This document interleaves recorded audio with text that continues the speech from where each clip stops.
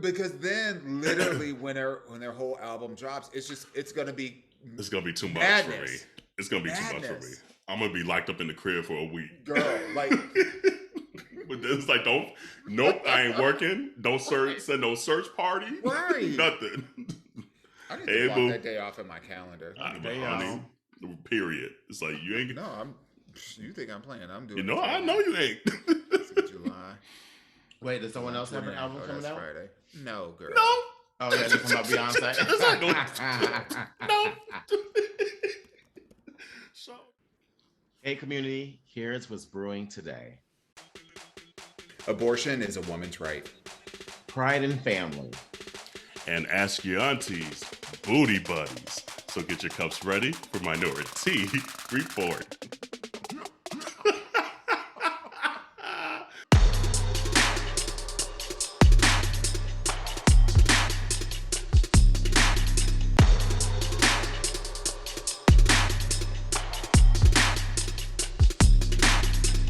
Hey, welcome to Minoritea Report. It's Auntie Jerrell. Hey, y'all, it's Auntie Dawon. And it's Auntie Jerrell. Hey, I had to do something after Dawon was like, that's Auntie Dawon. Right. Like, Jerrell bought a saying and she just said, I'm here. She's like, she's here. She's here. Look, Auntie Shaw. we read that Azalea Banks tweet and then she gave that same energy. Right. So did. I know. Come here, we eyeballed right before this. She's like, you see what Azalea done did? And we was like, no, we don't be checking for it like that. And he was like, all hyped. And it was like, 1, 2, 3. Hey, it's Auntie Jerrell. It's Auntie Dawon. It's like, okay, then, damn. Oh, man, I feel like it's been a few episodes when it was just us three. Like we kind of had like rotating episops, and hey, Landon, that's like no tea, no shade because we love Landon and thank you. And I sure did shade her today. Your captions are crazy. My apologies. I love you. You know I love you so much. But not me posting that donut though and be like, well, a whole lot of boys must have loved his hole too from that donut, girl. So you know what? And now people being in my DMs being like, your friend's still available? I said, right. Can he take one more? Not one more plate though. Right, it's just like one more. One more. Get in there, sloppy 30 seconds. Anyway, what's up, Landon? But yeah, no, and no shade to the guests too, because we've had some great guests the last couple of weeks. So what up, Quentin? What up, Corey? But it's the Judies. It's the Judies this episode. Hey. The OGs. The OGs, for real, because this is episode 178, community. 178. That's wild. You know what's crazy too? Like, what's that? Pride was just this weekend, and it's the first time this has happened to me. That someone recognized me from the podcast without me knowing them or them knowing my people. Like they just moved here from, where did they move here? They moved here from Austin or somewhere in Texas. Oh, dope. And I literally was like, oh, my name is Jerrell. And they was just like the Minoritea Report. I said, yes, that's Jerrell. I was like, that's Jerrell. He was like, yeah, I'll be listening to y'all y'all be all over the blogs. I said, all over the blogs. The blogs? The blogs? I said, oh no. Oh no. Oh, not the blogs. Well, what's up, blogs? Hey. Okay, look, and that's the thing I said. All right. Lord. It's like bad press is still press. Look, press is press. Press. Right. Look. Oh, I know Jerrell, but like, so Pride was last weekend for Seattle and New York, and you see like Dawon's like Instagram story. He's like drinking wine with his mom and everything, all this sophisticated like. It's just typical Dawon. That's Dawon's aesthetic. And then we get pictures from Jerrell with his harness on, with his titties all out, with porn stars and shit. I was like, that's what I like to see. My two living their life. I am so here for it. It was so funny because I was like, first off, I was telling Chris, I was like, I was like, those are porn stars. Like, I need to hunt them down for Dawon and Jerrell right now. Yes. Because I'd be the one person in the group who don't be sending these type of pictures to begin with. So I was like, at least I got near the dick. I don't share the dick, but I got near the dick. You scratch a sniff. Oh, they was cute though. I was like, ooh, I didn't even know who they was. You got to send me their Twitter handles. Yeah, I've seen them in quite a bit of, porn films here and there. Were they tops, were they bottoms, were they verses? Wait, since then or before? That part. Mostly before. Mostly because now I feel weird because I'm like, I didn't look you in your eyes. Like that, it's almost too intimate now. I'm like, you didn't touch me. I'm gonna look again and let you know that I'm following your ass. Not Creepella over here. This is no longer Creepella. They know. I let them know in person. But yeah, no, they were dope. But yeah, I had definitely squeezed a couple babies out to them. So it was nice to kind of see them in person. I was like, oh, you know what? Like you match what I thought. Yes. The energy. Like, yeah, they matched the energy. Now height wise, maybe not so much, but they were still cute. They were still very fine in person, and they were actually like really nice too, which was like dope. I was like, oh, okay. It's like, I'm gonna squeeze some more out. Here, like taking the photos out of my hand, and they were just super nice. So I was like, And I feel like I did not get a proper Pride this year because every week there was something going on. Even like Philly Pride, literally we were flying in from Corey's niece's graduation and everything, and so it was just a lot going on. And then our original plan was to go to New York Pride this year, and then Corey's family was in this weekend. So I was like, dang, they got me twice this month for Pride. So I'm like, damn. And I told Corey that the other night. I was like, I really feel like I didn't get a proper Pride this year. He's like, you'll be fine. Community, you heard it here first. If you see Auntie Jerrell at Market Days, no, you didn't. No, you didn't. Show didn't. Saying right now, no, you didn't. Show didn't. I'm going to have no voice. I already know that's going to happen. Woo. And all three, and so alert, community. The first time since we've had the podcast, all three aunties are going to be in one location at Market Days in Chicago. Yes. So we're going to act a plum fool. Like it's going to be lights out. So don't hold nothing against us. If we don't recognize your ass, oh well, reintroduce yourself because we're gonna be in outer space and not there. Right. I was gonna say we're gonna be drunk or high or both. Period. Like the whole damn weekend. I've been drinking. I don't have my water bottle over here, but I've been drinking nothing but water.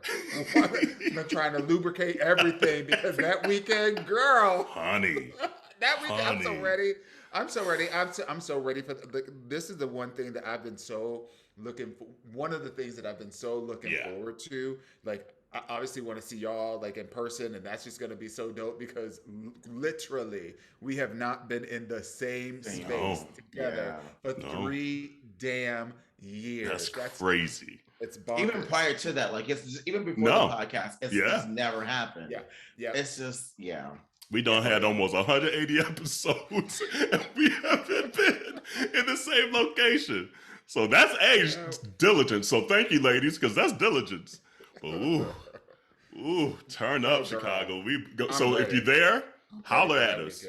Holla at us, but or mind your business. I don't know. You might be right on that. Yeah, because we may be on our own frequency, and don't go fucking up our vibe. You right. We love y'all, but just know that this is bigger than y'all when we're together at Market Days. So you just do a drive by and keep it pushing, unless you say, "Oh hey, girl, hey, thank you, turn up." Look, I'm bringing a whole entourage. You are. So is Jerrell. Like y'all bringing like squads. Yeah. Well, a bunch of my friends have never been to Chicago at all. So that's the introduction. So this is going to be their introduction to Chicago. They might need to go back again in like October. No, they're gonna need a whole nother year. That's what they gonna need. Look, the funny thing is they're gonna want to come back after this. Hopefully, they're gonna want to come back, and when they do, it's not gonna be anything like that weekend. It's so ain't because market days is something else, y'all. It really is. Ooh, that's the infamous episode too. The 2 weekends that are always wild are IML weekend in March. They just in August, and St. Patty's Day. St. Patty's Day in Chicago is a shit show. For different reasons. That was just like the whole city's turning up.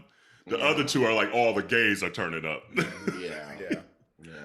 Because I remember when IML used to be at by the damn airport. What hotel was it? It used to be at a hotel by the airport. Oh damn! I didn't know that one. Yeah, like back in the day when I was young and I was adding to the body count. That used to happen once upon a time. But yeah, it used to be by the airport. I didn't know that. Wow. Okay. But yeah, so summer. But overall, has summer been treating you too good? No, because it's been cold as fuck here still. Oh, really? It's been hot here. Girl, let me shorty swing my way. Tell the heat to swing my way. You can have it. Girl, Pride weekend was perfect. It was like 85. Yeah. Every day, sunny, nice. Slapped up to 90 degrees on Monday. Bitch, it's now 65 degrees, 56 degrees. I'm telling you, bitch, we're down. Okay. Dude. Yeah. They said bye. Summer said, I'm done. We have now had 9 days where it's been above 70. This whole year. Yeah. Oh, damn. So Philly feel like Atlanta. It's been hot like this last month here. Yeah, it's been crazy hot here in New York. Oof. Like, crazy hot. I'm actually trying to figure out why is it dark. And I'm like looking at the clock and it's 9 o'clock. I'm like, oh. Like it feels like 6:30 to me. It doesn't feel like feels like the winter recordings. Oh yes, exactly. I'm like, damn, why is it like so damn dark? Is it about to rain or something? It's like, because it's supposed to be. It's funny. Our friend was out here from New York for Pride. And he was like, it's 10:30 and the sun is still out. I said, bitch, yeah. Like, the sun sets late here. And I miss those days in Michigan. Those are the days that I miss because it'd be like, damn, like, especially when I lived in Indiana because we were so close to that central time zone. Bitch, it'd be damn near 11 o'clock and it'd still be like dusk out there. And you're like, damn. Chicago. Yeah. I love those days. Oh, my God. Yeah, I don't like it because we face our apartment literally face the east. So like when the sun comes up at 3 o'clock and the sun come out, girl, look, it is very easy to watch the sunrise in the summertime here because it starts to come up around like 2:45, 3 o'clock. You start seeing it. She's like, right? Okay. So that girl, can you come hear on out? Me? Dawon, did you do anything for Pride? Well, I gotta say hi to my mom. Hey, Mom. She was rocking the merch. With the fanny. I know that's right. Okay, can I just say how my mom rocks hard for Minority Report? Period. And here's the thing: this was not like something I gifted her. She listened to one of our commercials, and she was like, "Oh, let me go online and see what they have." And she picked her up a couple, which is minoritetyreport.com, by the way. I love it. And didn't even tell me. Oh, that's just cool. showed up with it. And my neighbor ran into her. My neighbor ran into her on the way in, and I told my neighbors because we have a group chat. And I was like, "Yeah, my mom's coming in this weekend, so I'm gonna be around, but kind of not around or whatever." And then she showed up, and it's just we had that's cute blast. She was just.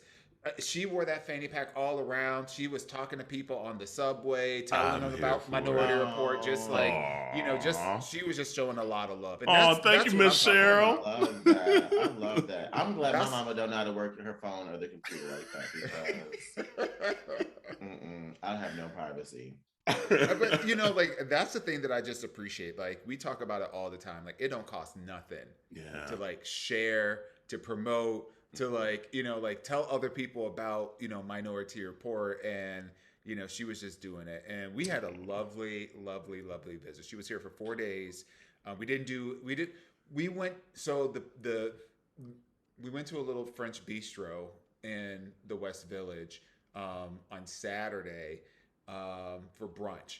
And my mom doesn't drink normally, but she partook this weekend. She was drinking, a little glass of rosé here and there and other things. So, and we were right across from Christopher Square, or excuse me, Christopher Street. Yeah. And so she got to like see Stonewall, and I was telling her, giving her a history lesson, because she just doesn't know anything about gay history at all. She's like, I've heard of Stonewall, but what really is it, and why is it really important? And it's like, well, this is the start of Pride. Like, there was at any rate. Yeah. So just telling her about that, and she got to just experience a little bit like a taste of pre-Pride. Yeah. I'm a lot like my mom, and so we're not really big into like crowds and shit like that. And I already knew, like, we had tossed around the idea of going down to the parade. I was like, Mom, just want to let you know, if we do this, there's going to be people everywhere. It's going to take 15 minutes to get out of the subway because there's going to be people everywhere. It's going to take 45 minutes for you to get into the subway when the parade is over, because you're going to be standing shoulder to shoulder, and everybody's going to be drunk. So they're gonna be bumping into you, stepping on your toes, da da da da, screaming and wooing, and giving out hugs and da da da da da. And so we can do that, and it's going to be from 1 o'clock until 4 o'clock in the afternoon. So the sun in New York City is right above all of the buildings, so there's no shade. So you're just out there baking and smelling armpits. Yeah, my gay ass would have said no too. Shit, the way you described it, right? Look, you did a hell of a sell. Okay, shit. No, I'm good. I was saying I want to go to New York City Pride. No, I'm good. I can sit here. Look. It's one thing to do like Pride activities, like going out to the bars and going dancing and da da da da da.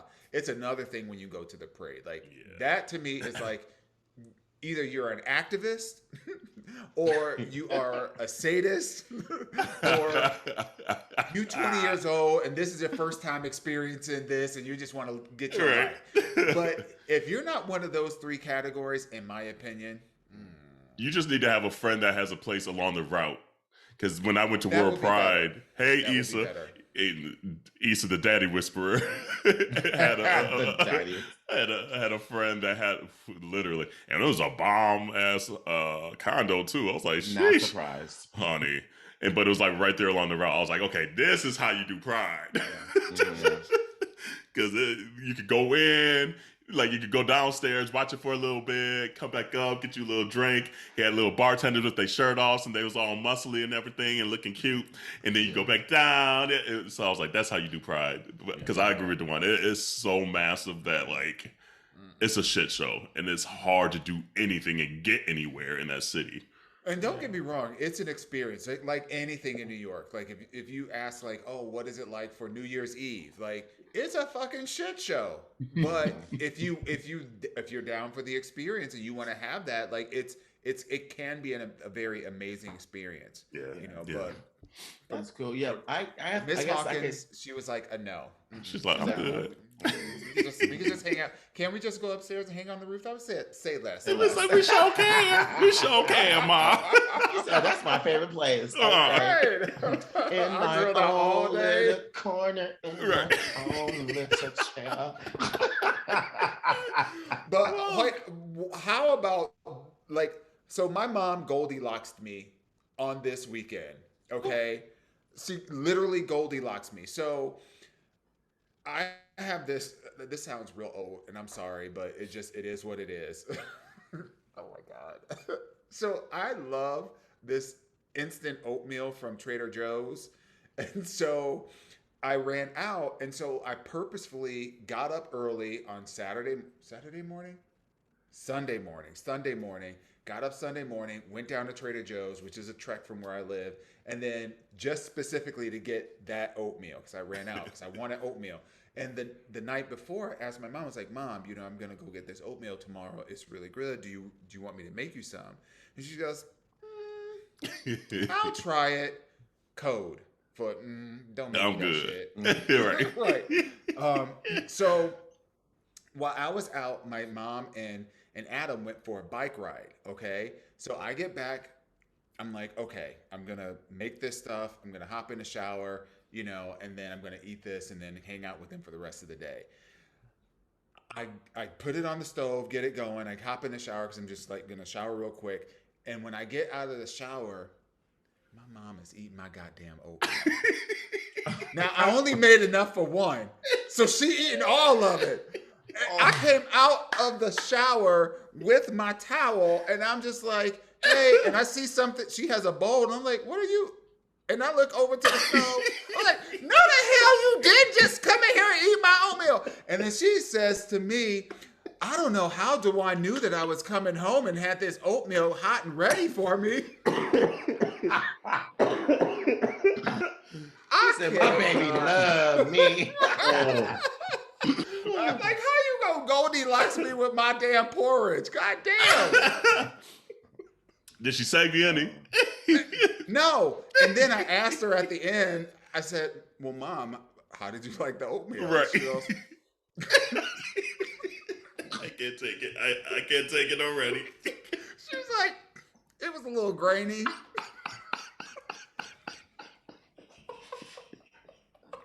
I'm like, no, you're not gonna fucking eat my oatmeal that I didn't even make for you and then dog me after you finish the whole thing. It was a little grainy. It's all right. I'm so mad.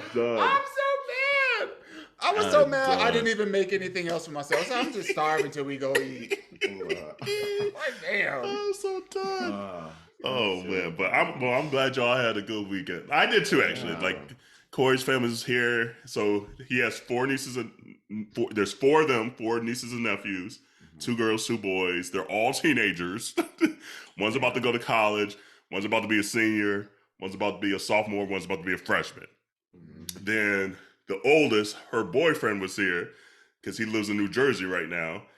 And so he stayed here for the weekend. Then plus his brother and sister-in-law. Then plus Corey and I, all in this house. So you hosted everyone? Honey, everybody. So it was, what's that, 6, 7, 8, 9 people in this house. And so beforehand, we're like, oh my God, is this just going to be too much?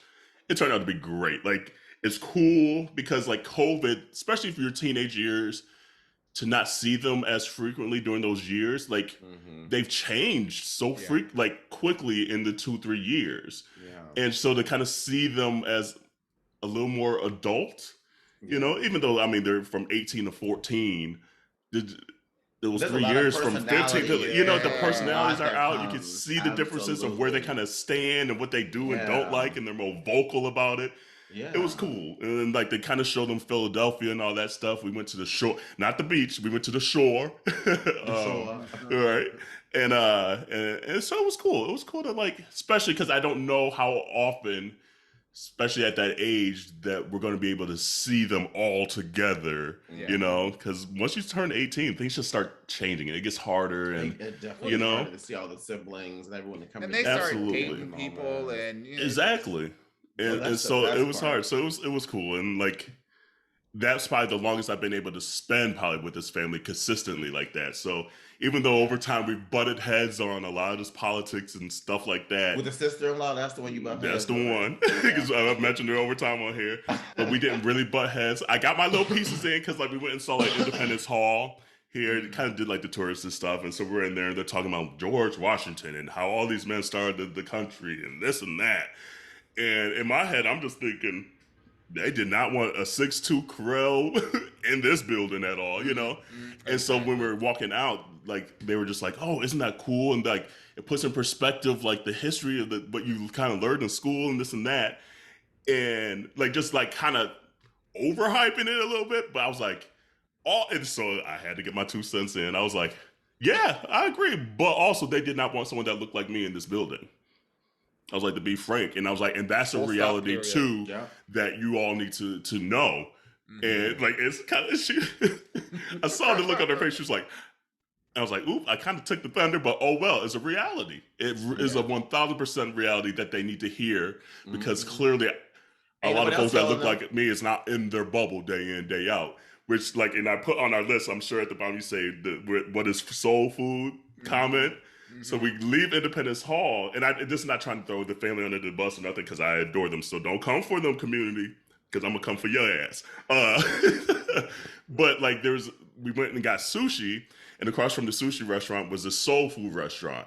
And one of the kids was like, "What's soul food?" And I was like, "Oh my God." And like, even like her dad was just like, "Wait, you don't know what soul food was?" And then luckily he was like, "Crow," even though it's probably the black guy, let the black guy explain what soul food is. But I don't think that was the intent. Professor but he's just like, "Corel, can you give them like, what is it and what's the history of it?" So I was like, "Okay, this is my window." So I went in and just like gave them examples of it, et cetera, but also let them know where it stemmed from and how during slavery they gave us the least of the cuts of the chicken, the least of everything. And we created this amazing culture of food from it that everyone wants to appropriate now. So I was like, "Oh, you gave me the window. I'm going to give you the whole little history with it," because clearly with that statement, their world has no black people in it besides me, you know? Yeah. And I was like, if you're going to keep this window open, I'm going to do it in a way that's not going to make it awkward for everyone, but it's going to give you the little sense of reality too. And you need to look this up. Absolutely. Yeah. So overall, it was a great weekend. Like, it wasn't unpleasant having that many people in the house. Like, it was just cool to like watch movies and just sit on the front porch. And yeah, it was just cool. It was just cool. The first time we've had that many people in the house. So yeah, so it was fun. So even though I missed Pride, I was proud to be with the extended family. So that's awesome. I'm glad to hear you had some time with the family and do all that. Yeah, I got a little homesick over Pride though, because my mom, she like ever since we went to Pride together, 2015, it was like the year after I had a really bad breakup, and like I ended up moving back in with my mom. Like that was the catalyst that like started us having an actual relationship, like a mother and son relationship. Before it was just like respect, and it was like, I'm here because you are my mom. Like, but and we went months without talking, but that Pride changed because it was her first Pride, and she didn't even realize that, you know, there are people who are like homophobic that go there. There are Christian people who be picketing and being like, you know, you're gonna burn in hell and all the rest of that stuff. And she saw that and she was just like in tears crying, was like, "Wait, so you out there telling me that there are people out there like really coming after my baby?" And I was like, "There's me and my whole community." And ever since then, she's like, "Say less." Ever since then, she has always made sure to go to the park and go to the parade. Yeah. And even since I've moved from Minnesota, she still volunteers at the festival, do her job, and still goes to the volleyball tournament where I used to play and show my friends love and show up with like sandwiches and snacks and stuff like that for them. And so it was just really nice to see my mom like take a photo in her love shirt, her, you know, her LGBTQ, you know, ally shirt on her way to the festival. And I was just like, I'm so proud of my mom. Right. Like, I'm not even there, and she's like, still. So I was just like, 1,000%. Shout out to the allies. Shout out to the people that are like just there to support and advocate and be there with us. I mean, it means the world. It really does. 1,000%. And now's the time to speak up even more. And I want to give a special shout out though to like the parents who are allies and are accepting as well, because there are so many people in our community that don't get that love. And seeing parents show up like gives hope, and it's so nice to see. And I just love the fact that there's a lot of like young parents now, even like in my friends, who have kids and toddlers, and there's hetero, you know, families taking their kids to Pride. You know, it's just nice to see that there are parents out there teaching their children about acceptance, the true meaning of acceptance and support. I just wanted to put that out there too. 1,000%. 1,000%. Hey, it's just gonna be the bip episode this time. And I guess before we get to the craziness, the heaviness, damn, Serena. damn, Serena, damn. Wait, can we just can we go back to our little text thread? Literally little text thread. Not me starting out being like, it's so good to see Serena playing again. And then Jerrell for 30 minutes later, sigh. God damn. Because I didn't want to jinx nothing. Right. I didn't want to move. I was like, oh, I didn't want to say shit. And here I come. Well. Y'all, community, if you think Dawon be dropping bars on the podcast each week, he be dropping bars on the text thread. He be dropping bars like in real life.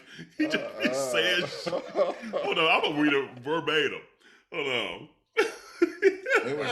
It was too funny. It goes, here's Jerrell. It's so good.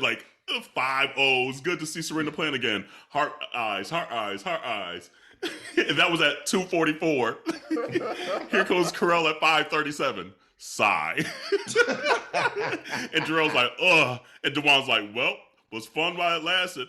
Hope all them fashion and award shows were worth it.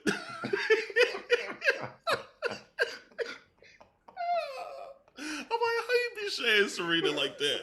And I was like, I'm saving all my responses. And he said, I'll have more. I mean, look, but here's the funny thing though, I knew she wasn't gonna win. I knew she wasn't gonna win. I was watching her play doubles with Jabeur the week, just a couple days before. Yeah. And even just her playing doubles looked a little off. Yeah. And I was just like, that can't. Yeah. I was like, that's not gonna win a Grand Slam. It just isn't. But I will say, especially not at that age. The older we get, as much as we think we still got that spring as of like a 23-year-old, your body said, no, bitch. Yeah. but I will say though, and this is a testament to how great she is. To take a year off, ain't no bitch come in and playing like she just played. Not 3 hours and some change, three full sets like that. And after a whole year, Tan played well. And she did. Tan, she played well. Yeah. So she played well. She absolutely did. So I'm not gonna say it was just like some, that she just got mollywopped, on the court. She actually played an opponent who showed the fuck up, and who was playing like I ain't got nothing to lose, because that was her first Grand Slam appearance as well too. So she really wanted to make the most of it. So I think it was a recipe of greatness for harmony, if that makes sense. Yeah. And I don't think they have ever played each other before. No. And it's invariable whenever Serena plays somebody she hasn't played before, not always, but most of the time, she struggles. Especially with that kind of game. Because it wasn't a power game that Tan had. No.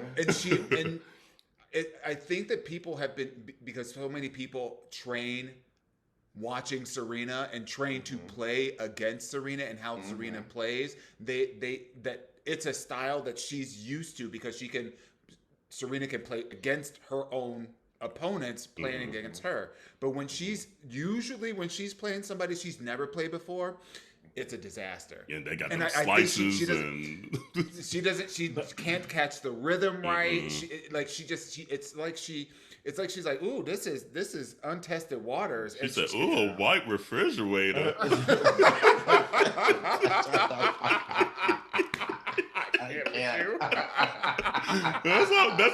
That's her face when she be playing people like this. Like, ooh, why'd you hit that shot? But that just goes to show,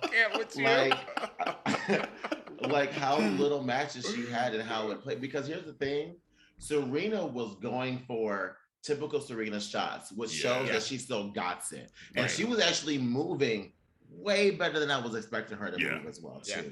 The thing is, she was just missing. She was just missing at the most crucial moments when it mattered, where she would typically be on it. Serena still got it. That's the crazy thing. Like that she's match, never gonna lose that. That match was still hers to lose. Yes. And that's the crazy part about it. And it's on grass. It's on grass. Let's be clear, because that's, she plays best on hard court. Period. I don't know. She played damn good on grass too. Yeah, she has. But not this time. Got 7 Wimbledon titles. She got 7 Wimbledon titles. I mean, that's it's like some bitches don't even got 1. Right. They got 7. Damn. She got like 7 single and like 7 doubles. Yeah. And did she win the 2012 Olympics on grass too? Like she wins like every 3 years. That's pretty damn good. Not this time. It must be the even year. She does well on the odd numbers. I guess so. But here's the thing, like, she was fit, but she's not fit enough. No. Like, because, like, I'm looking at her, I'm like, oh, okay, she looked good. But then they kept on showing, like, videos of last year or, like, 3 years ago. I was like, oh, hold on. She has a few more pounds on her than she's had before. She looked good. I don't know. That ass was acid. That it was ass was acid. Okay? I was like, I said, damn, Gina, damn. Come on, Rena. Also, hey, Miss Rena. Also, she's not working. You know, she's changed with her coach. So she has a whole new coach. I miss you, boo. So Patrick might need to get back into play because I don't know, because I mean, they asked her the question too, and she didn't give a response. She was like, because when she don't want to answer something, she does it in her little Serena way. She's like, oh, I don't know, I just didn't think about it. I was like, oh, something must have popped off. I don't know. It wouldn't surprise me because I don't think Coco's under Patrick anymore either. Is she? Well, like, she's always had her parents, but like, I think a lot of times when she's in Europe, she goes to the academy. Yeah. But I don't know, maybe she didn't go this year because she's actually doing very well and didn't have the time off between tournaments to go. I don't know. I think something's up with Patrick. I got something ain't sitting well. Something in your spirit. It ain't sitting well with me. He done something. And what he could done something to me all he wants. And that's what makes me think about it, because when Simona lost, was it the French Open or which she lost? Rome. I think it was Rome. She like lost right away. Yeah. And he went on and like apologized and made this whole post about like, you know, this is the coach's fault. This ain't her fault. Blah blah blah blah blah. I think he did something, and there's some talks about him. Because honestly, I still follow him on Instagram. Me too. And he be seems found to that kind ass of like, in the mall. Like he's gotten bigger than players, and I'm like, I don't know. So I'ma still follow him though, because that ass be assing too. Once I find out the truth, then I'm gonna unfollow him. But until but as of now, stay around. As of now, I'm gonna still be double tapping. Right. Yeah. So I hope this isn't it. She says she doesn't know. I'm sure in her mind she knows what she's going to be doing. She just ain't telling us. Yeah. I just hope she gives us one more year of dedication, because it gets harder when you have so many just different interests. Your life is great. You done won 23. Like, you the best that ever was. Like, I feel like it's hard to get that motivation, but I feel like deep down inside she wants one more Grand Slam. Oh, she definitely does. I definitely think she does too. And to be honest, I don't think she's I think she will probably be one of those players that, like, once her body says she can't play no more, then she stops. As long as her body is like, hey girl, keep going, I think she's gonna keep going. Because the truth is, we've seen players still play, you know, well into it. Martina Navratilova played too, but she was damn near 50. So it's I don't see her stopping anytime soon unless she get the other Grand Slam to then have the, you know, the most, and then I think she'll be like, she's gonna need to get a little fitter. The field is so deep now, and the fear factor might not quite be as high as it used to be for Serena. I think she's gonna have to get like one final. Okay, I'm dedicated to this fitness right quick, because it always comes out to her footing. Like, her serve is always going to be there. Her strokes are always going to be there. But whenever she's not the fittest, she's always like a half step too slow, and she starts reaching a little more. She needs to get fit like she was like right before she had the baby. You trying to see her bust some splits again, bitch. Honey, that's what she need to do. That's what she need to do. Right? So, but it was good. Like, it was good to see her on the court again because there's something different when she's on the court. It really is. It's just so nice. To it's see way her. more And enjoyable, even though playing too. I was watching Venus play mixed doubles too. And I missed it. Yeah, she played with Jamie Murray. Yeah, I missed it. So did they win? Too. Yeah, they won. Okay. Did she wear that wig that she had on in the stands? Yeah. See. It was in a ponytail. Okay. Yeah, you know how she do. You know, Venus is like the one that don't wear her hair out. She will always have some quick bun. Like, Yeah. So, but it's good to see our sisters. Come on, U.S. Open. Come on, Rena. It's also great for the fans because the fans really respond to Serena whenever she's on the court as well. That's what I love. Absolutely. So should we do Ask Yo Aunteas first, or should we talk about how the fuck boys of the SCOTUS done fucked up the world? Let's take a break. Okay. So we'll take a quick little tea break. We interrupt this episode for very important information. That's right. You've been asking for it for a long time, and we have heard you. Yep, it's been a long time coming, but it's finally here. Yo Aunteas got merch! Hey! That's right. You know what? We got tees, we got long tees, we got sweatshirts, we got fanny packs, there's just a whole gamut of stuff out there, so go and check that out. We are so appreciative of your love and support, and we are so excited to launch it. Girl, where can we find this at? Ma'am, they can head right over to minoritareport.com to check out the selection. That's right. That's MINORITEA report.com. Woo! I'm about to go get me some myself. Alrighty, ladies. What time is it? Ask your auntie.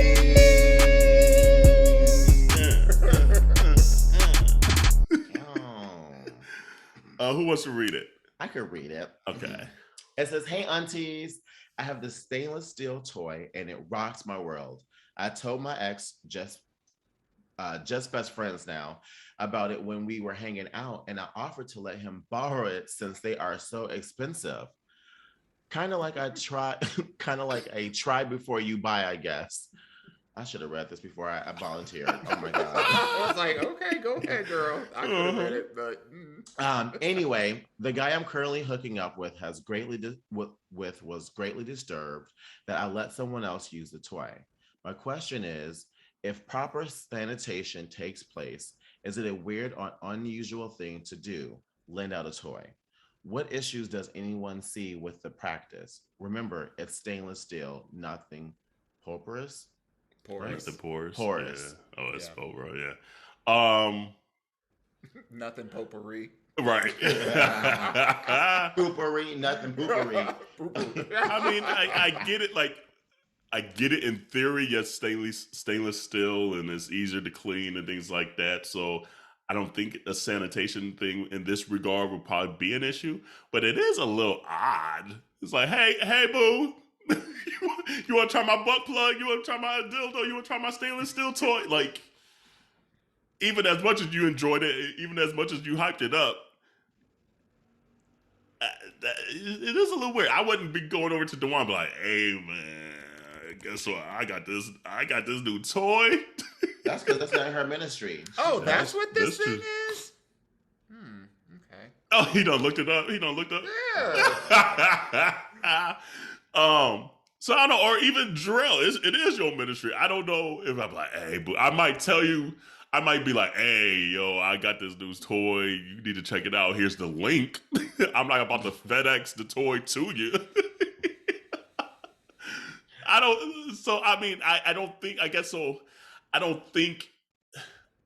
think anything bad is going to come out of it.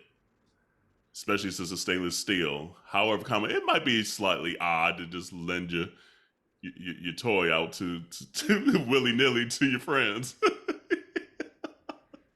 I agree. I agree with you. I think it's odd.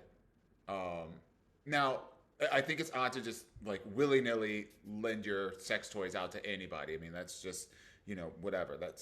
odd. It's not, it's not impossible to do, but just odd. What I was just thinking about was the dynamic of, because I'm sure we all have friends that we've had sex with, like, oh, we dated them, didn't work. I don't see with my friends. That's called a fuck buddy. You are still not in contact. Did you say your best friend was someone you used to date? Exactly, for 6 months. Okay. It wasn't even 6 months. It was literally for 6 damn weeks. Okay. It don't even count. Okay. Okay. Look, we see. Okay. Every year that body count gets smaller.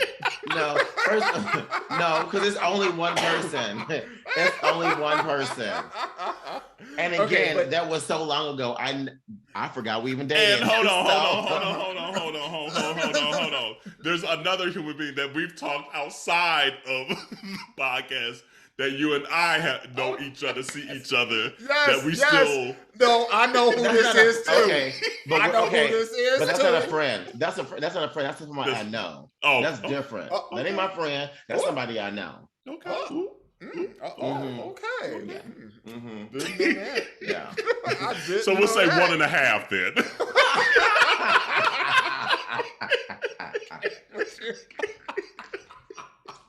And regardless, community, they are still part of the 26. Ain't no numbers going up nowhere. Okay, these ain't brand new people.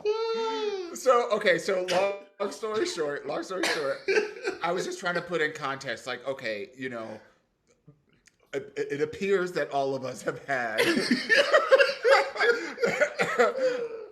somebody that we were dating. This bitch. I forgot you were in the screen.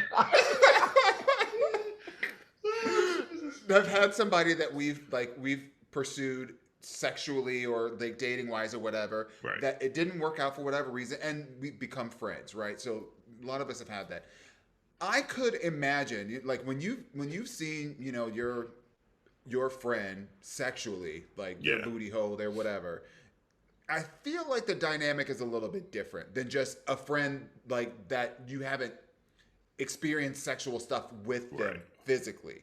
So the notion of potentially sharing a toy with somebody you did a nasty with, in my mind, isn't as bad as, oh, you and your bestie that you've never had any kind of like sexual, like, there's a line, we sisters, we brothers, we doing this, right. We not like bump. So not B2K. Which we need to talk about that versus. Let me write that down too. Right. So I feel like I do feel like, for validation's sake, it may feel weird to the current guy that you're seeing, in person that wrote this, but I think in the context of the fact that y'all already had sex with each other, probably did whatever with each other's bodies, I don't think that's as unusual, right, under that circumstance. But if it was anybody else, if it was just you and your friends talking about, what stuff you do with yourself, and they're, oh yeah, can I borrow that? These are personal devices, not for sharing in that kind of way, in my opinion. What do you think, Jerrell? I agree with you, Dawon, a lot. And especially because now when I think about Paul, like my best friend. You don't put up the name. I didn't put his name out here in many episodes now. So you gonna put that other name out there? Nope. Okay, because I was going to let Jerrell do that one. Because that's not my friend. That is someone I know. Okay. But oh my God. But yeah, but like I understand, like I definitely see them a lot different. Like when we started becoming friends, our like friendship was a lot different after going that far, if that makes sense. So we were able, like the conversations we were able to have were so authentic and so real, because there was no fronts. There was no like trying to pretend to be something. Like we knew each other, if that makes sense. So Now that's what to say. We ain't doing no shit like that. Like I would never. That's not who I am. But I understand that closeness that Dawon was saying. Yeah. But I don't think it's that weird. It's not something I would do. I mean, you hear often about like people like, and you see it in porn when people are using toys.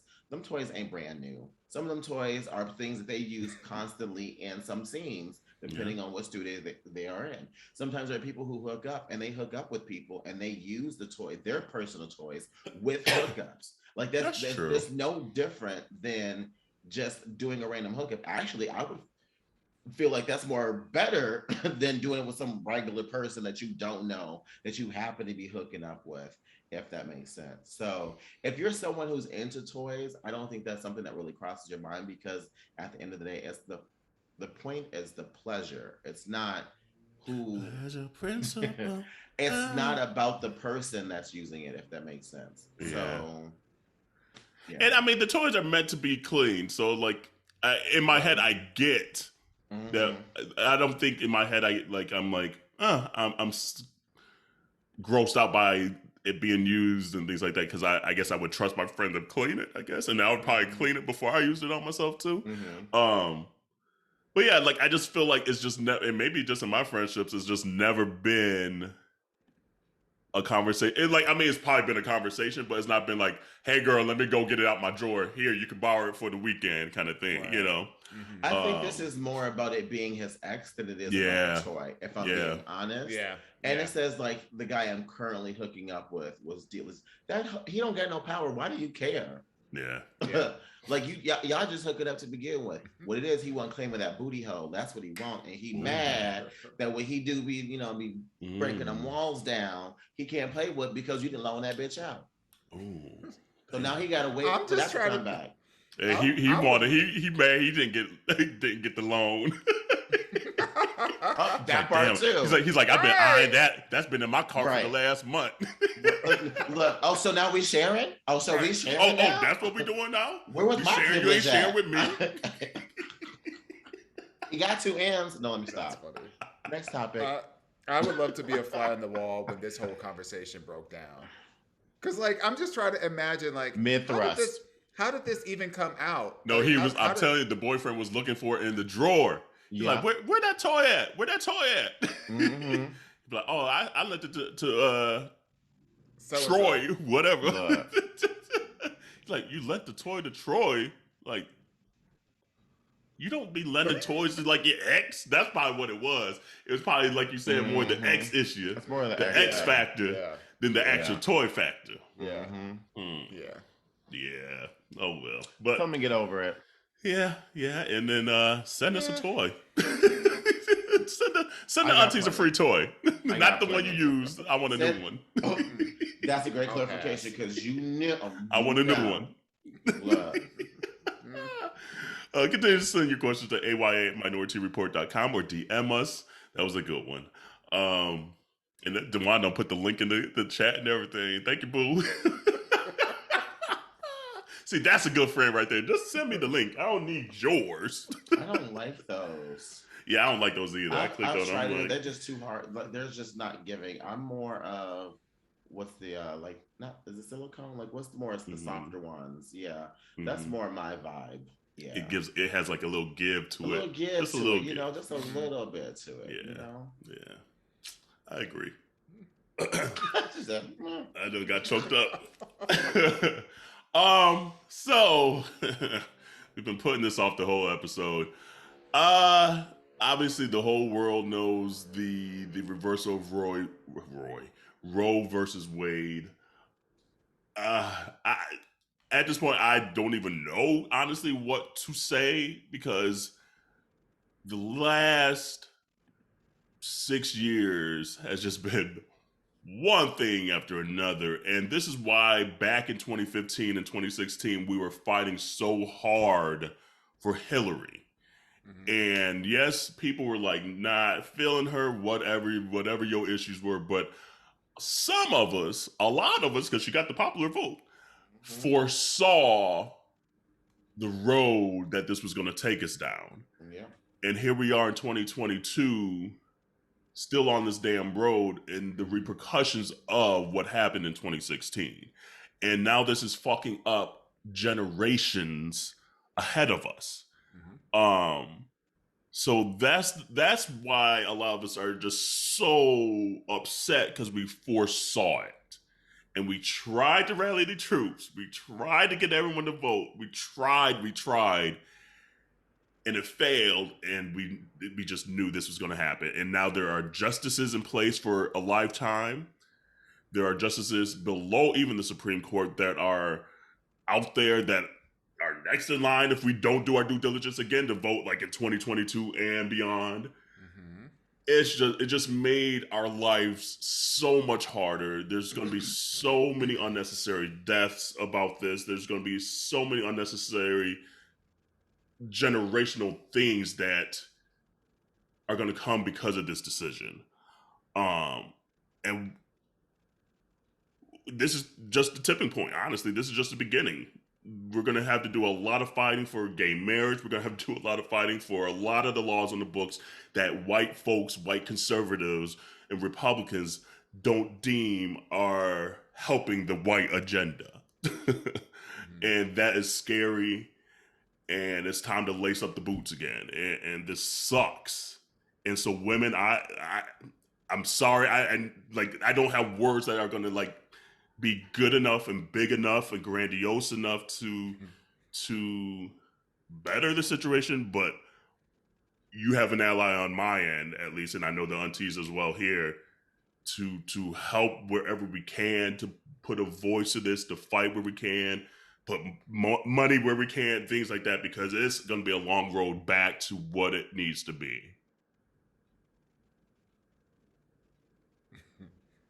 Look, I'm trying to find the energy. I am just trying, if I'm being honest, I'm trying to find the energy to give this the time to even talk about, in all honesty, just because I just think back, like you said, 2016 and voting, like, as much as I want to be mad at the Supreme Court, I'm mad at America as a whole, because there were so many fucking people, especially those Bernie bros, who specifically chose not to flex their right to vote, and that hurt. And then there are so many people who vote for people off of one single issue. Maybe they are, against homophobes, or they're against gays or whatever. So they vote for that one person, but not paying attention to the other things that person stand for. And you got a lot of people out there just voting oh, I know this name, this person's from here, or whatever the case, but not understanding what these politicians are actually about. And now that they in there, right, what their agenda is, and now that they in there, ain't nobody safe unless you a cis, straight, white male. And they aren't the majority of this country. So them bitches ain't in there because of them. They are in there because of a lot of other people that fall outside of their realm, not doing their due diligence and paying attention to these politicians and doing their homework and their research before they fucking vote, or simply just choosing not to vote, which is also fucking harmful because it's a numbers game. I don't know who you think you fucking. You ain't fucking nobody but yourself and now the rest of America. That is what you did when you chose not to vote. So I can't not see the bigger picture. Every time I think about what the Supreme Court just did, I think about everything that led to this. Started to vote what you talked about, Corral, go back to 2016. There's just so much. And honestly, it's almost been the last since it got since what was 1973. This has been the sole agenda point for so many white men. So I forget what episode it was that we first started. Oh, when it leaked back in May, we had an episode. What you doing now? And obviously we know now because Clarence, who we need to fucking punch in the throat, because can we do like the racial draft again and vote this motherfucker out? Oh, because go ahead, Dawon, before I start another tangent. I mean, I'm not gonna spend a lot of time on. I was exhausted from 45's shenanigans. So, I'm in self-preservation mode, Mm-hmm. and I get all the outrage and whatnot. And look, at the end of the day, ain't nothing we gonna say today we haven't been saying for the last 3 years that we've been on this podcast. Right. So look, you know what you need to do, people out there. And all the white women that are out there, y'all need to be looking at y'all sisters. Because 55% of y'all then voted for 45 to get this shit happen. Yeah, that's a word. Absolutely. So you need to, if you want to blame anybody, you blame the people in your own in party. your PTA. Look. Your sewing club. Yeah. Right. You look at your own party. Don't look. Yeah, don't be looking at men. Don't be talking about. Don't be talking about. Keep these men out of our.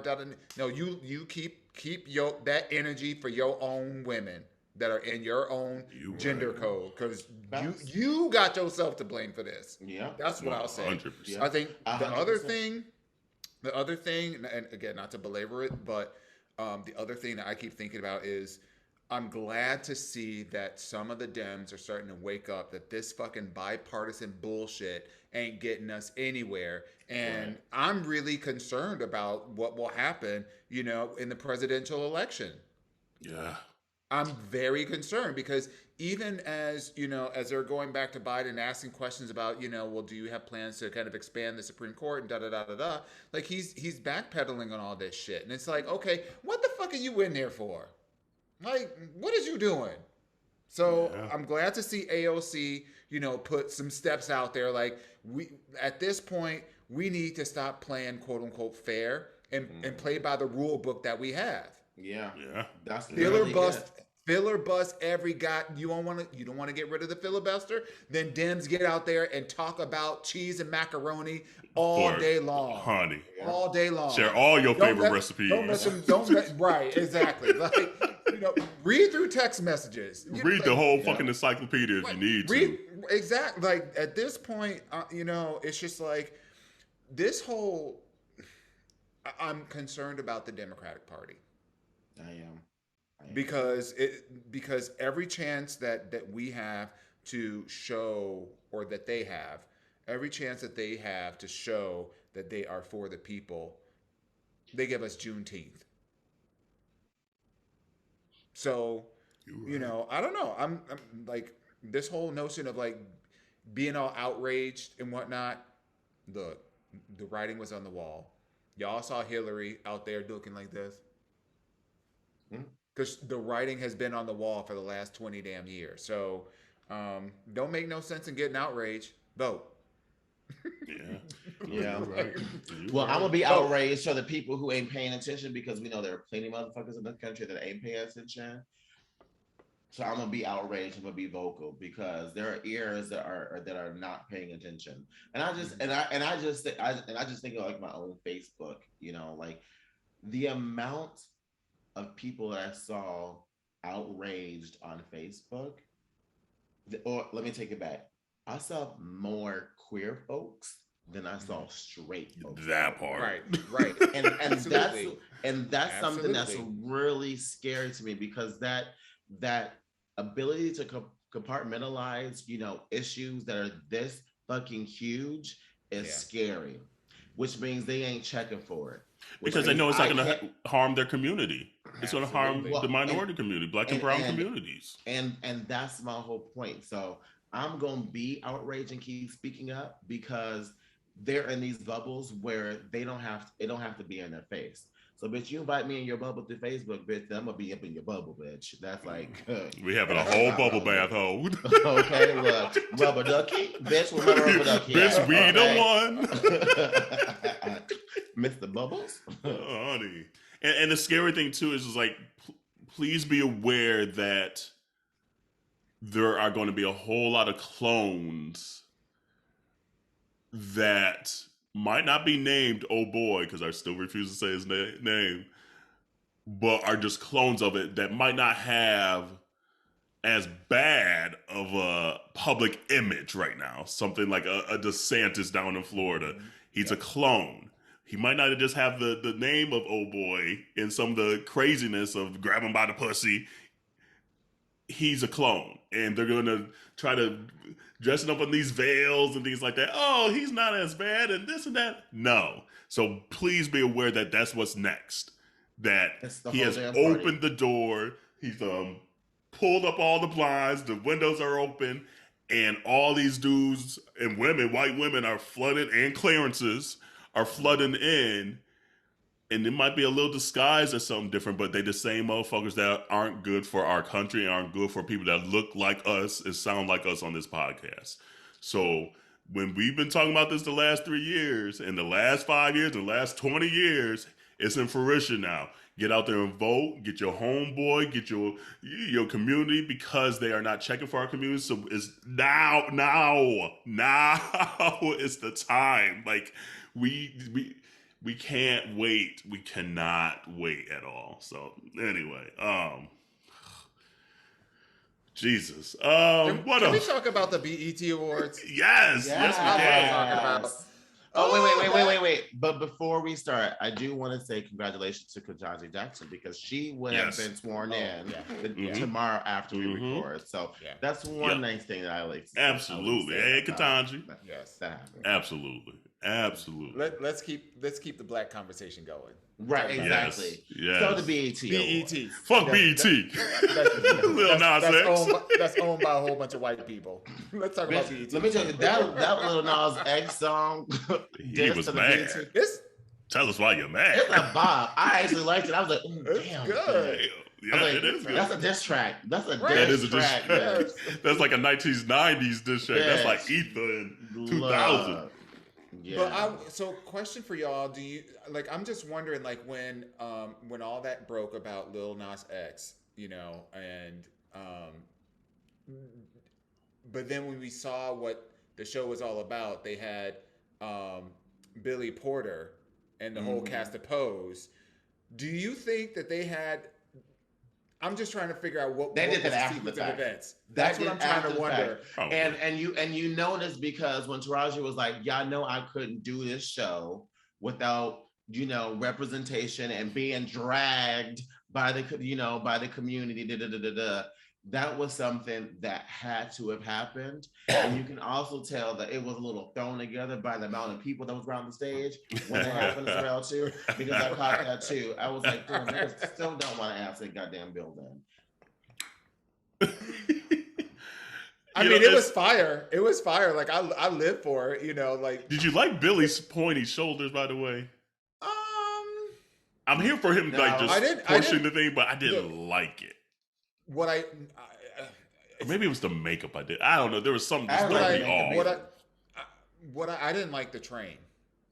That's what I didn't like, because he had a little and I mean not trying to but did he look a little drunk to y'all? Because he looked like he was stumbling around the stage a little bit. He almost bumped into one of the dancers, and he was stumbling over his dress. I feel like Billy Porter's now being a caricature of Billy Porter. Like, I think he always feels like he has to be this grandiosity moment that is almost becoming not Billy Porter anymore. Like, he had those inflections before, but now it's like those inflections are all that there is. It is just a caricature of himself. But I honestly think it was because it was so last minute. That's why the outfit didn't have as much to it. That's why he was bumping into the dancers. I don't think he knew his marks. Like, I think it was so last minute that's why the production of how. Yeah, absolutely. Right. But I wasn't here for it. But I was. I watched it many times. Now when Dominique walked down that stage, I said, "Damn, bitch, eat some, but you look sickening." Oh, she was killing. And the first time that I saw her, walk out, I didn't even know who it was at first. And then because I thought it was, I didn't make the mental connection. Well, first of all, I had an edible. So, and I said Dominique Dawes. I meant Dominique Jackson. But I got you. We knew what you talking about. Yeah. But like at first when she not came the out, bag.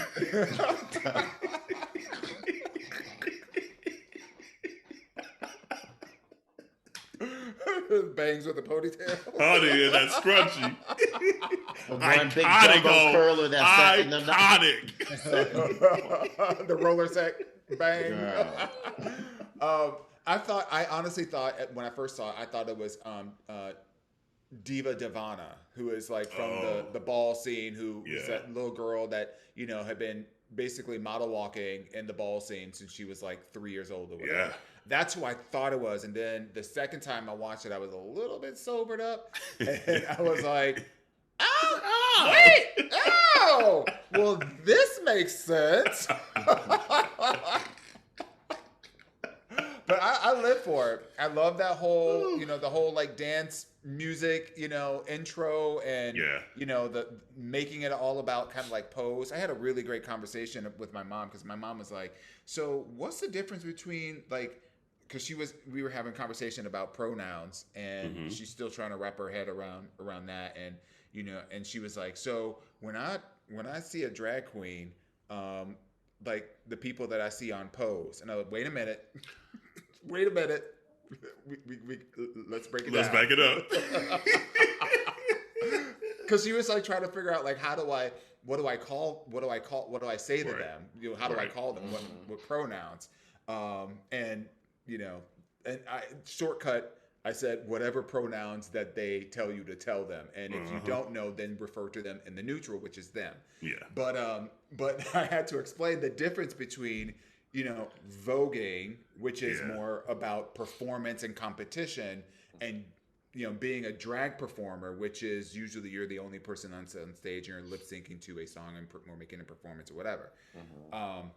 But yeah, that's just that whole like segment was like, I live for it. And even if it was thrown together, it's the right community that needs to be watching it right now. Absolutely. Let's force this shit down everybody's throat. I agree, but I felt like it was a pacifier. I felt like it was like, here, let's get these little facts. Probably. Something to, you know, to be quiet about. And that's why I'm like, no. I mean, look, no, you shouldn't have fucked up in the first fucking place. And you know better, because it's not like this is brand new fucking conversations. Because when Pose was on the air, we were having these conversations when they weren't being nominated for shit to fucking begin with. And then the only person they did give anything to was fucking Billy Porter, because that was the only person they felt fucking comfortable about. I don't want to hear it. She's still mad about Roe versus Wade. Right. No, I got enough for everybody. Right. You know Jerrell got enough smoke for everybody. Shit. Who was the best performance of the night then? Chloe. Bitch, Chloe A. Okay. Bitch. Stop. That whole choreography. Remember how when she came out with her first the recital. I think it every time I see her. Yeah, that's true too. And I knew you were going to say this. I was like, this was not a recital. Let me tell you, I don't know if it was the edible or what, but like, if ever there was a question about Chloe being able to hold her own and show you what she was all about. Now, mind you, there was a lot of Beyonce-isms. Because it's the same crew that's Beyonce shit. All of it. Yeah, but Chloe, she fucked the whole building up. And woke that whole, like when they panned out to the crowd, they were eating like collard greens. They were eating that shit. And you know you kill it when you could impress a room full of black folks. Because black folks are the best critics. We'll let you know quickly. That ain't it. You can see it all on the face and the shoulders. Real quick, we'll be like, no, that's not it. But if it's hitting, you start smelling. We will be like, hey, like, look, we will get into it. Yeah. And the way, like Dawon said, the crowd reacted. They gave her all the love. And she gave vocals too. Yes, she did. That was the other thing. That last note she did, she's like, woo! Like she did some run. I'm like, I didn't even know you had that in you. I love the operatic tone in her voice because when she weaves that in the midst of all the hardness of it, like when she was doing the lap dance and all that, and she was like operating in his ear holes. He had that like, face mask on or that eye mask. It was delectable. The choreographer who did this one is the same one who does Doja's stuff. 8. The dancers 8, Chloe 8, the lighting 8, the costumes 8. Honestly, the hair they had 8. me sitting in my couch like this. bitch, with my legs like this. Okay, bitch, funny. I was there. Even that part, I was like, I'm not even gonna lie. I did not take my eyes off of Chloe. Like she commanded that whole. She took up her energy took up the whole stage. Honey. She did. And here's the thing, and I feel bad because I watched also the Chloe and Hallie performance at Something's in the Water. I just need Chloe to have her moment right now without her sister. I know she loves her sister, and that Hallie's gonna do her own bomb shit by herself too. Yeah. I feel like when they're together right now, they don't know how to give each other the space they need right now. Because you can see Chloe was kind of hesitating a little bit. Hallie was hesitating a little bit. I was like, I just need y'all to be separate for a second. Come back for a Destiny Fulfilled album in about 2-3 years. And because Chloe's on this trajectory right now that she got next. You know what's going to be crazy is literally the fact that Beyonce's going to come out with this album. She's going to announce her tour, and Chloe is going to be her opener. I'm not going to be able to take it. Going to be like a passing of the torch. Take all my money. It is just going to be a whole. It's going to be too much. I'm not ready for it. Yeah, I'm not ready for it. I can't even take the 2 hours of Beyonce. So then you gonna give me like 40 minutes of Chloe on top? I can't take it. And she's gonna give you actual like performance. And you know Beyonce stand up there like most openers. And Beyonce is gonna let her have the coin to do it too. She'd be like, "Here, I'll loan you a little bit. Here, absolutely. Get all the lighting you need. Get the dancers you need. This is our stage. Yeah. This section right here, mine. Okay, right. You have this little corner over here. This tower." That's mine. Right. That's me. But you can use everything else. These buckets over here, you can have those buckets. You got them little lights over there. Okay. These flashlights that strapped to this person's head, that's for you. But yeah, like she ate. And it like we kind of looked at Dawon like, damn, or recital, you right. But now, if you look at that performance compared to this, you see why Dawon was calling it a recital then. Because this was the main performance tonight. Like everything came together. The way she went from surprise to like a train. I can't even do the whole. I was like, ooh. It was fire. It was fire. Yeah. I actually enjoyed Lotto's performance. I actually enjoyed Lotto's performance either. But she did this thing where she like said every 3 words, and that kind of annoys me. Like, that doesn't annoy me. A rapper, you can't do that. Yeah, I can't. That's the Rihanna. Rihanna does that in concert, and she doesn't have the cred. I'm sorry, but you right. You don't have. Let me rephrase. You don't have the catalog to do that. Ooh. Because you're right. Speaking facts, she does not have the catalog to be doing all this kind of like, I'm gonna sing words and make you sing words and all that kind of bullshit. And she messed up her line. So Mariah came out there. Mariah said, right. She said that part. I was like, Mariah just told you to sing, bitch. Right. She just told you to sing. And Lotto said, Mariah carry.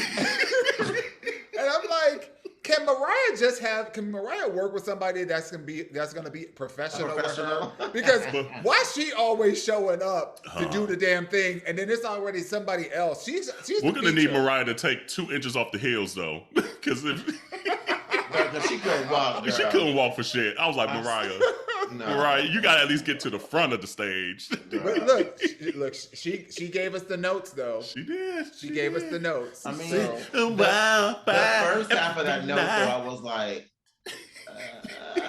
okay, there it is. Because I literally was like, I kid you not, I was like, oh no. Okay. She had a little bit. You could tell there was like raspiness in her voice, even before she was hitting like the higher octaves. Yeah. You could tell in her voice, and I don't know if it was too much champagne or whatever was going on, because she was a little squoze into that little gown that she had. Yeah. I'm just glad that she decided to, even though she had a little moment, to actually sing live though. That's the part that I'm excited about. Yes. Because I feel like if it was thrown together, she would have been like, no, I'll do a little ad lib, off of, a backdrop. Yeah, because Sean Bankhead did the choreography for that too. So at least Mariah was like, okay, I like Sean Bankhead. Yeah, a lot of dance. I'll give her that. I think that's, and I liked her outfit too. And her dancers were killing her. Her dancers Oh, were eating it. Who was the other girl that I know the TikTok Doechii. She ate. Bitch, she ate. Bitch, when she took the wig off too and she had the long ass braids on. And it got stuck on her like shoe for a second. She's like, fuck this wig. She said, I don't know. Dawon, you didn't like it? No. Probably because the screaming in the yellow because she has that little rock part to her. Yes, I already knew. I was actually thinking about you when that part came on. I knew you was making that exact face that you did when I saw that. I knew she wasn't going. First of all, I didn't like that long ass Chewbacca looking wig at all. I did not. It looked fucked. Sorry. But she had to cover up the cornrows. I get that. But like, it could have at least been the same length. It literally looked like she had an 18-inch bundle and a 64-inch bundle. Because every time she was turning around, there were hairs that were brushing her shoulders, and there was a big-ass train coming underneath her vagina. And I'm just like, she'll grow. That's too much. And then she took the thing off. And the cornrow, well, but then the cornrows didn't even look cute. Ooh, so, damn. Did they? Damn. I thought they did. The jumbo braid is a look. The jumbo cornrow braid is a look. It's a look when done right. I can't imagine Dawon at like 65. It'll be like CJ from last week. Dawon gonna be reading everybody. I mean, just call me Dionne Warwick, bitch, because I'm coming out the gate. That's exactly what it's gonna be. That is exactly what Dawon's gonna be. Oh my god, it's so true. Can we just have a moment though? And I for Lil Kim. No. Wait, before we go down that road, before we take a corner down behind the alleyway, can we stay on Front Street and talk about Lizzo and that performance at the very beginning? I love Lizzo. Lizzo killed it.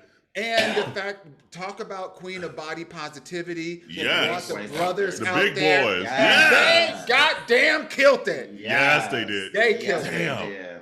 They killed that shit. I have to say, I had forgot, but now that you bring it up, I loved everything about that performance. She looked fire too. She looked good. She sounded great. Yeah. The production, it was great. Yeah, no, it was fire. You're right. It was the feel good. Like the song does feel good. Yeah. That performance matched the energy of the song. And then they still did. In a minute, I'm gonna need a little something to pump me up. I was like, yes, bitch.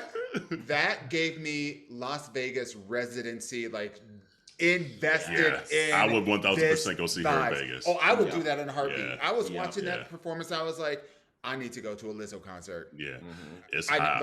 Like right now, like not the Lizzo from back in the day when she had no production, just three dancers and hair. I'm talking even then though, that was the fire. music. I know she did, but now that she the elevated version, now that she got the coin behind her, really. I mean, just glittered, gold, everything. And that might have been my 1B. Chloe was definitely still 1A for me. Lizzo was actually probably 1B or number 2 for me, actually. Yeah. You're right. Okay, let's go to Bad Boy. Bad Boy, we gotta actually give it to KC from Jodeci. He sounded great, because he doesn't sound great all the time anymore. Blue. Yeah. Blue. JoJo, not as much. Casey was singing his face off. He was giving it. Yeah. Can you talk to me? Hey, I really wanna need you. I was like, filling up my panties. Honey, don't front on Jodeci. Y'all be forgetting. So it started with Jodeci, and then FYI, it went. FYI, I was very surprised because they panned a lot to the audience, and that song came out. Oh. And then it went to the remix of it. Everybody know the remix of that one too. But what I'm saying, it was just amazing to see how many folks who are like in their mid-20s, like late teens or whatever, like that were in the audience. Because their mama and daddy was. It's beautiful. Getting their Saturday fuck session on the Jodeci. That's why. That's why. They don't heard that song in the muffledness of the house. Not if this headboard is a knocking. Right. Seriously, they don't heard Jodeci in more ways than they wanted to. Then it went to, who was after Jodeci? Was it Faith? No, it was there was somebody before Faith. Well, Faith was last, wasn't she? Faith was last with the I've Been Missing You. I'm trying to think. I should have wrote down the order. Same here. Oh, did it go to Diddy and then yeah, no, it went to Shine. Did it go to Shine? I thought it went to Diddy because I know he did because he a did bunch of songs because they were doing his like analog or his catalog. So it did go to Diddy. And then I think it went to Shine. Bingo. Then it went to the Locks. Bingo. And then it came back to Diddy. To his new song, which is fine. It was okay. And then it went to... Oh, no, Mary was after Jodeci. Mary was after Jodeci. She did I'm Going Down. I'm Going Down. Oh, I thought that was after.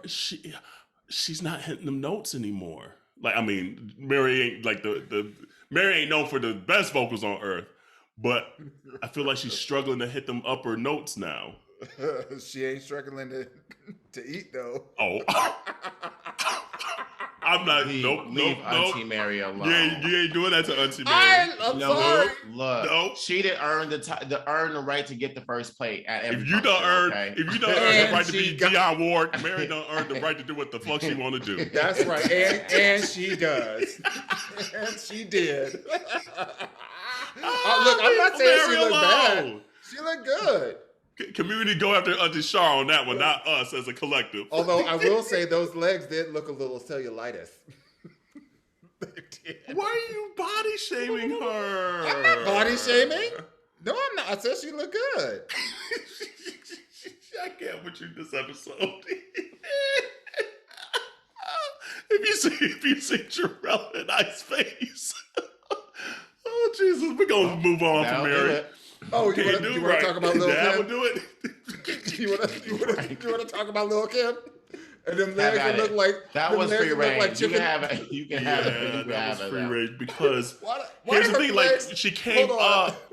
Hold on, before we even saw her verse was already playing in the background. Yeah, and then she came in a whole 4 bars late, and then Diddy had to give her like, no, here's your line here. Come on, Kim, and like.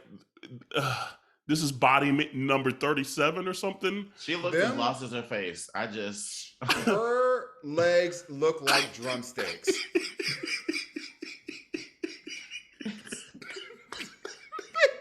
look like I'm sitting up there high as fuck watching this, and I'm like, is these drumsticks? I watch Little Kim and then get hungry. Come on. It looked like drumsticks and her hair looked like sherbet. He's like, damn, I really got dinner and dessert. Now, what I will say is I don't know what these women that are in their 50s are eating, but them knees and them hips be working. Right. They be taking them vitamins. She was all the way down, like sweeping the floor with her vagina. I was like, okay, you got that. Oh my God. That's my favorite verse. Is it my favorite verse of hers? It's my favorite ending of a verse of hers, where she kick shit like the niggas do, pull the trigger too. That bar is so fucking hard to me. Yeah. Every time I hear it, I'm like, that is a bar. It is. Biggie wrote the shit out that verse. So it went from Lil' Kim, whatever that was, to did it go to I'll Be Missing You right after that? I forget. Because I think it went to like Kim Porter. It went to Kim Porter. And then to I'll Be Missing You. And I feel bad for Faith. They showed everybody in that audience but Faith Evans. Yeah. They showed her for like 2 seconds. I need to go back and watch the whole thing again, but like the outfits, like Faith looked amazing. Faith looked incredible, yes. And she also looked like she was going to like a hip hop funeral. Because she had like the little sombrero hat. Yeah. And then I the like cat Faith in red bodysuit. hair. I like the red hair Faith and not the blonde hair. I like the blonde hair Faith too, but I like the red hair Faith. Yeah.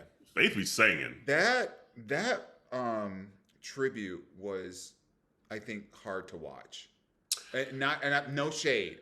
It felt raw to me, like emotionally. I was just like, I'm getting ready to like well up. Like this felt really, and then with like Diddy saying, don't be sad. This is a celebration. I like, and that was an unexpected death. Like, and it's the mother of your kids too, or some of the kids. Yeah. That's definitely tough.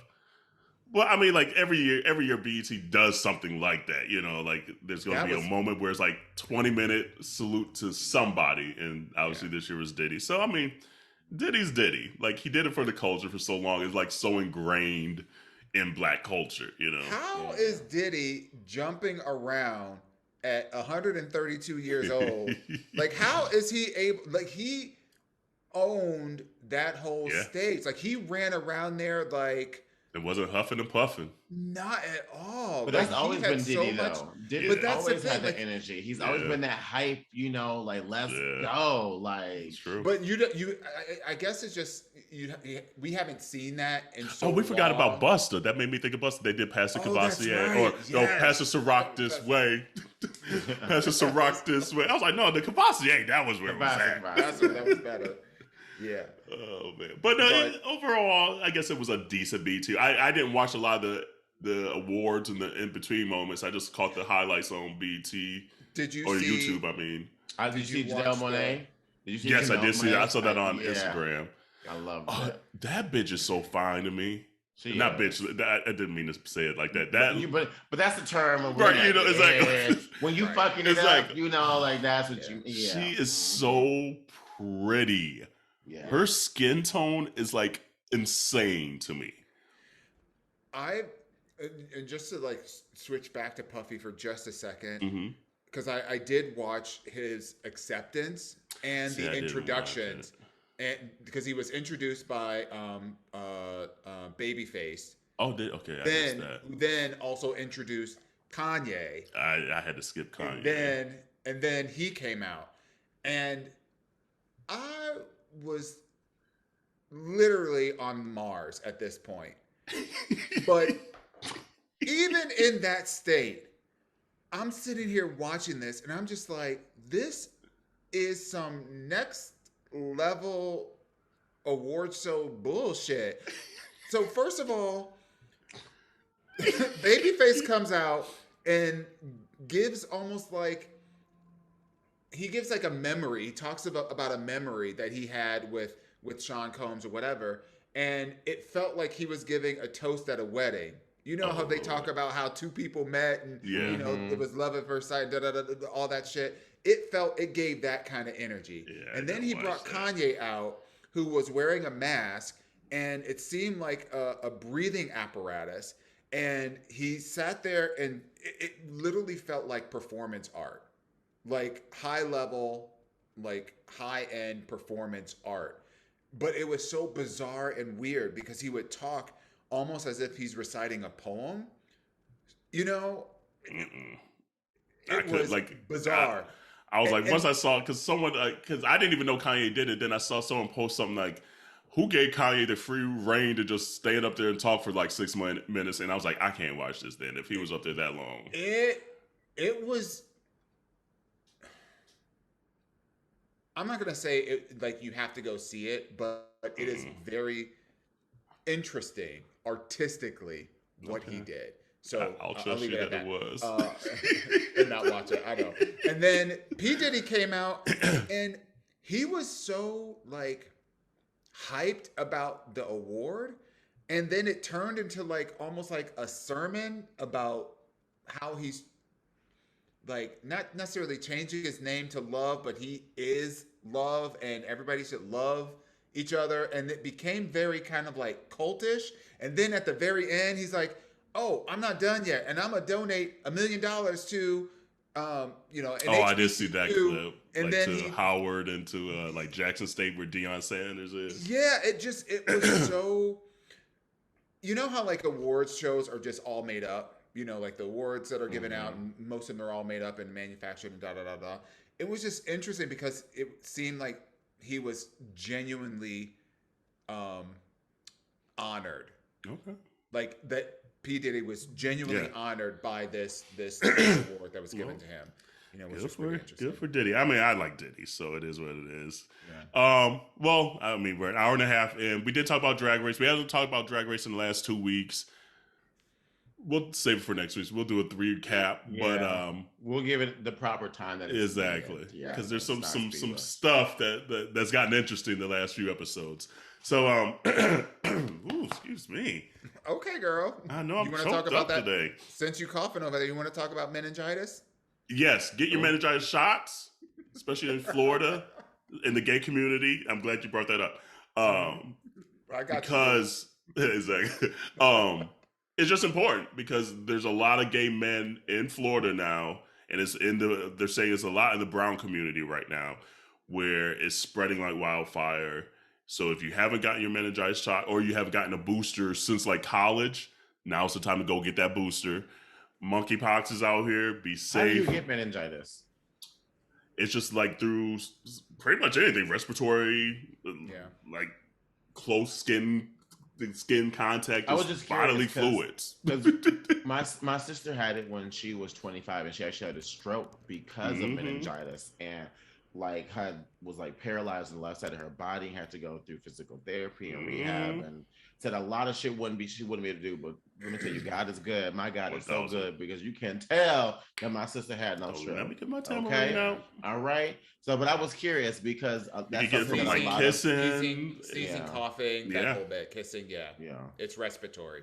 And a lot of the symptoms at first just feel like the flu or a bad cold and things like that. And by the time you really feel something's really off, it's almost too late.